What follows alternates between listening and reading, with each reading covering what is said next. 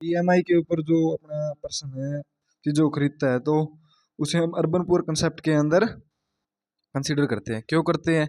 अब मान के चलो, अगर पर्सन के पास कोई भी प्रोडक्ट खरीदना और उसके पास पैसे बिल्कुल भी नहीं है, वो सारे पैसे नहीं दे सकता कहीं से भी मैनेज करके, किसी फैमिली, रिश्तेदार, दोस्त, कहीं पर से भी उसके पास पैसे मैनेज नहीं हो रहे, तो उसको ईएमआई पर खरीदने ही पड़ेंगे उस प्रोडक्ट को। उसके पास कोई चांस नहीं है। पर लेकिन कोई बंदा अपने दोस्त, रिश्तेदार से पैसे मैनेज करके उस चीज़ को कैश के अंदर खरीद लेता है, तो उसको बेनिफिट रहेगा। क्या, कैसे बेनिफिट रहेगा? देखो देखो, मान के चलो 2,000 रुपये का मिक्सर मिक्सर उसे 2,000 रुपये का मिल रहा है कैश के अंदर, और अगर वो ईएमआई के ऊपर लेता है तो उसे मिलेगा 2,200 रुपये के अंदर।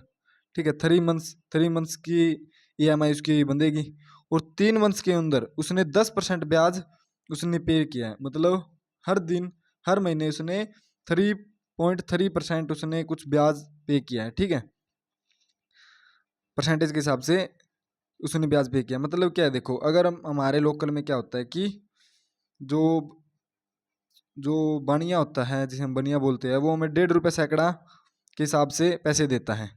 और वहाँ से अपना, अगर हम 2,000 रुपये का ब्याज निकाले तो अपना कितना आता है? 30 रुपये ब्याज आता है 1 महीने का, और 3 महीने का अपना आ गया 90। यहाँ पर हमने 3 महीने में उसको ब्याज दिया 200 रुपये, और यहाँ पर हमें 3 महीने में ब्याज दे रहे हैं सिर्फ 90 रुपये, तो टोटल 110 रुपये सेव हो गई। और ये तो एक छोटे से अमाउंट के अंदर हमने एनालिसिस किया है कि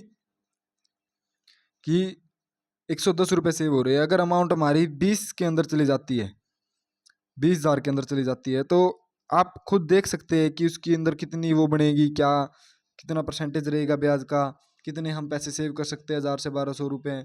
तो ऐसे भी हम अपने पैसों को सेव करने का तरीका हमारा हो सकता है। दूसरी बात, इसीलिए ये बात बोली जाती है कि ever most expensive loan is EMI. जो लोन हम ईएमआई के ऊपर लेते हैं वो हमारा सबसे महंगा दर वाला पड़ता है। इससे ठीक तो हम जो लोकल लेते हैं 2 रुपये सैकड़ा या फिर 1.5 रुपये सैकड़ा, वो वाला हमारा सस्ता पड़ता है। इसीलिए हम बोलते हैं कि हमें ईएमआई के ऊपर चीज़ें नहीं खरीदनी चाहिए। अब अगर हमें ईएमआई के ऊपर लेनी भी पड़ रही है तो हमें कम से कम किस्त बंधवानी चाहिए, ताकि वो चीज़ जल्दी नक्की हो, उसका ब्याज कम लगे। परसेंटेज मतलब चीज़ें एनालिसिस करनी चाहिए। मैथमेटिक्स पूरी लाइफ के अंदर इन चीज़ों के अंदर काम आती है अगर हम एनालिसिस करें तो।